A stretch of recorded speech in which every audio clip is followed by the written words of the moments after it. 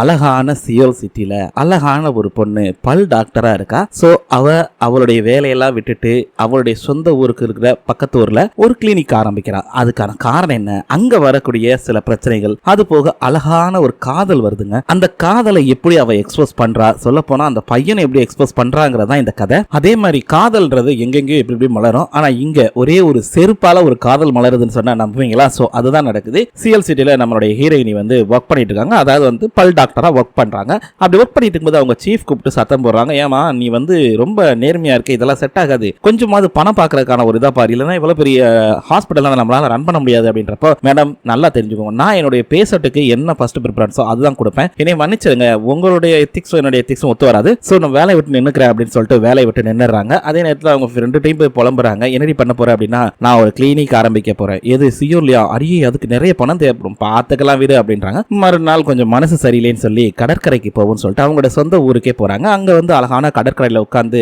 பார்த்துக்கிட்டு இருக்கும்போது பல நினைவுகள் ஓடுது. சரி, தன்னுடைய அப்பாட்ட பேசுவோம்னு சொல்லி ஒரு போன் கால் பண்ணி பேசிட்டு பாக்குறாங்க. அவங்களுடைய காஸ்ட்லியான செருப்பு ஒண்ணு காணாம போயிருது. ஐயோ அப்படின்னு தேடி இருக்கும்போது நம்ம ஹீரோ அழகா எடுத்துட்டு ஒரு செருப்பை மட்டும் கொடுக்குறாரு. அப்படியே ரெண்டு பேரும் பாத்துக்கிறாங்க. பார்த்த உடனே அவங்களுடைய கண்களுக்கு தெரியுது, சோ இவன் தான் நம்ம லைஃப் பார்ட்னர், இவன் தான் நம்ம லைஃப் பார்ட்னர். பட் ரெண்டு பேருமே சொல்லிக்கல. இதோட ஃபுல் வீடியோ நம்ம சேனல்ல இருக்கு, பார்த்து என்ஜாய் பண்ணுங்க.